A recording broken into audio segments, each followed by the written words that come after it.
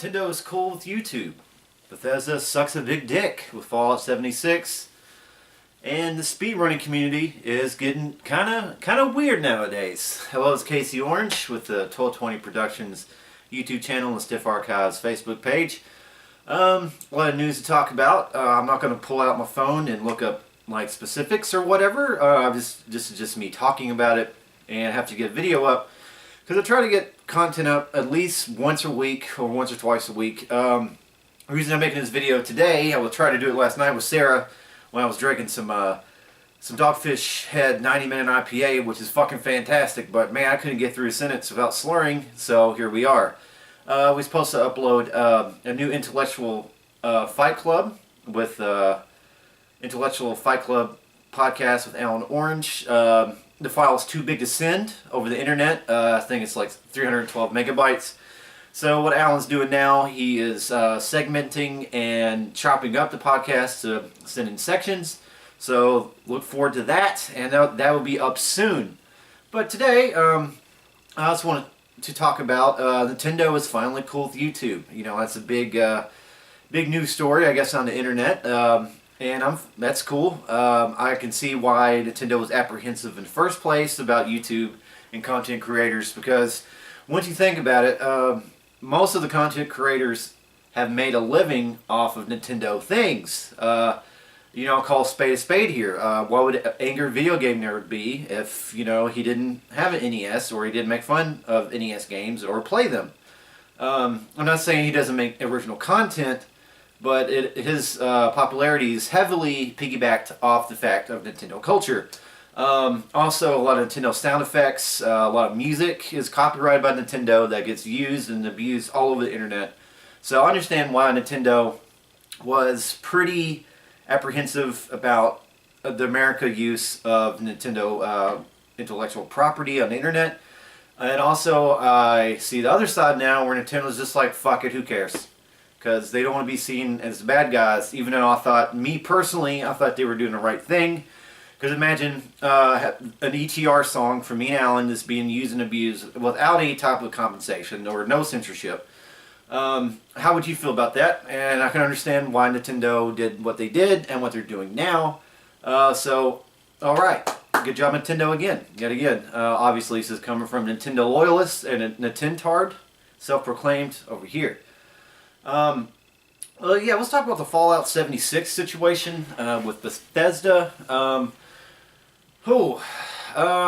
could see why people were mad. I can see how people can react to such an unfinished, half-cooked video game being released to the public with a 56 gigabyte day one patch to download. That's pretty shitty. But you bought the game, you know, it's like buyer's remorse kind of situation. And I don't know about you guys, I'm 33 years of age. I've been playing video games for a fucking long time. And I've also experienced buyer's remorse, and especially at that age when your parents have to buy you games. It's fucking awful. Because the next time you get another one, it's going to be forever from now. You know, that's what it seemed like. But there's a lot of shitty sequels that came out during the PlayStation N64 era. It was awful. Can you imagine? Shit. I don't know. I've kind of changed my mind on this, but I got Resident Evil 2, okay? I didn't really like the game. I still kind of don't nowadays either. I remember I was in 6th grade, and we was playing a game of dodgeball at gym, and I got hit in the eye, and it swelled up really big, so I got to go home, and Mom was like, well, I can give you one of your Christmas presents early, and it's Resident Evil 2. And I got that game. It's not a glitchy mess like Fallout 76, but I completely beat it within 2 days. And I was like, what the fuck is this shit? You know, I waited this long for this. Hit buyer's remorse. Not a bad sequel, but buyer's remorse, because it's like, what the fuck am I going to play now? I have nothing else to play for a long time after buying that fucking game. But yeah, shitty sequels to video games have been coming out forever. I don't know why people are just surprised by it now. Like, Bethesda put out a shitty sequel or a shitty game. It's like, they used to happen on the daily in the 90s. Especially if you buy N64 games. Like, say, well, can you imagine being the guy who bought Superman 64? Can you imagine, like, what kind of shit you had to go through, like, because N64 cartridges were fucking expensive, man. That's like $70, just wasted, right there. And you're pretty fucking pissed, because that is a glitchy, unfinished mess, just like Fallout 76. But I think the difference between that era and this era is the internet and the awareness of it, where everyone's instantly connected and everyone can instantly have an opinion about anything. And with the Fallout 76 situation, I think it's blown a little bit out of proportion. Me personally, I've never played the game. I mean, it's absurd. I mean, there's complete, like, venom against Bethesda right now for releasing a piece of shit game. More so than any other game I've heard of in a long time. And I mean, it's all that's on my YouTube feed is Fallout 76, sucks ass. Fallout 76, why it's the worst game ever made, blah, blah, blah. And that's just a difference in technology now. You have more people that are vocal about how things are shitty. And that's why we get like a deluge of shit about that game. The game itself is it's a glitchy mess, just like every other Bethesda game, though. It's like, this is new. This is not new to anybody. But yeah, I guess I do see the side of it where you have to be very vocal to send a message to the company to make sure they don't do that shit anymore. And but I do think this Fallout 76 shit is blown out of proportion. The video game itself. But if you bought the Ultra Super Dick Edition of Fallout 76, it got a new helmet, a map, and a fucking duffel bag that they clearly advertise as being a canvas duffel bag. Clearly says canvas duffel bag, like high quality duffel bag. A little swag. Higher quality swag than usual. But what they sent to the people who bought the Ultimate Dick Edition of Fallout 76 was basically equivalent of an early 90s fucking shitty gym bag. Like, you can tell the difference in the quality that the picture they showed for the pre-order and the actual product. So I can see right there where, yeah, Bethesda's in some deep shit, because that's false advertising. And you drop $100 to get that awesome edition of the game. You gotta have quality shit in it, and they kind of fucked up hard. I mean, this is beyond a video game at this point. That's his bad business practice in general. So yeah, Bethesda can eat a fat dick right now for doing that, just being lazy and just false advertising in general. So fuck them.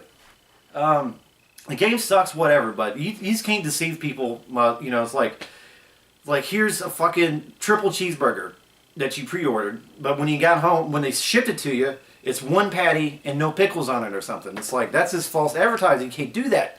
So I can see the FTC getting into Bethesda's ass over that, because that is like, this is beyond opinion. That's just fact. That is terrible business practices you can get sued for. So I guess moving on. Like I said, Alan's got a podcast he's going to be chopping up and uploading soon. I'm doing this video basically as a placeholder for that. I just figured I would let you guys know, and also I just want to give an opinion, because if anyone's been on YouTube lately, that's all you see is the Yang Yi and the Quartering and all these people just shitting on Bethesda and Fallout 76, and it's getting it's a bit much. Like, I get it now. The game sucks, but yeah, that deluxe edition though, yeah, Bethesda's gonna get sued. I'm pretty sure they are. Also today, I just recently saw that a GoldenEye 007 N64 speedrunner, RwhiteGoose, is in some deep shit for posting some stuff on a Discord that was a little anti-Semitic. Basically, he was talking about like the special treatment that Jews get in the world. I'm not going to go into it deeply, but the reason it's like a big deal now, because you get banned from Games Done Quick, which apparently Games Done Quick they've turned into a fucking SJW haven, and I don't think anybody really wants to speedrun there anymore, because the rules that they have are so, like, I don't know, they're so flip-floppy, and they're bullshit, and it's all about virtue signaling. Yeah, so RwhiteGoose got banned from Games Done Quick. But the person that like highlighted his Discord page, or all the things that he said in his Discord, is a woman named Antifa Ario or something. Her name's it's Antifa something. It's like, okay, there's a red flag right there. And I think the reason that this vindictive bitch is trying to get our White Goose in trouble is because also in the Discord you will see that he is anti-cam girls. He's talking about how basically women on Twitch or just stream their tits, and most of the time that's how they do it, like that's what they get paid for. That's it. And he's half right, because you'd be hard pressed to find some legit women gamers that are not smashing their titties together in front of the camera to get a Patreon donation. Which also kind of leads a little bit into, I don't know if you heard about the Thought IRS business, where cam girls are starting to get taxed, or they're going to get, like, I don't know, heavy penalties for their tax returns this coming year. That's kind of crazy. So, I mean, I get it. It's basically porn. You're streaming porn. It's what most women do on Twitch. And I'm not saying all of them, but there's a pretty good chunk of Twitch that is just cam girls. So our White Goose is right there. Do I think he should have been said anything anti-Semitic in a public forum such as Discord? Nah, you gotta keep that shit to yourself, man. This is the internet, and the internet never forgets shit. So I can see him getting a lot of shit for at least a couple months. He's got a pretty big YouTube channel. You can check it out, RwhiteGoose. I might link it in the description below. It's very interesting because he pieces together and breaks down GoldenEye speedruns and basically teaches you how to do it yourself, really, if you wanted to. I still think the Summoning Salt YouTube channel it's more in depth and better. I don't know. I like the dude. That's like I like that dude's narrative. I like his voice, actually, because you never really see him. You don't see any pictures of the dude. But I suggest looking into the RwhiteGoose thing, because that's just another example of Antifa just fucking with somebody just because they are just pissed and or scared. And, you know, it's getting to the point where I think both sides of the aisle hate Antifa, and I don't blame them either, because they're just fucking thugs. They're just, everybody's a fascist. Everybody is literally a Nazi. Everyone's Hitler to Antifa. And they're infiltrating the video game scene, which is fucking shitty. I don't even particularly claim video game culture too much, but I definitely don't want to see it be ruined by SJWs. That's just my opinion, guys. Hopefully you have a wonderful day, and make sure you like and subscribe to the 1220 Productions YouTube channel, and check me out on Stiff Archives. We got some mean old memes, guys. Later.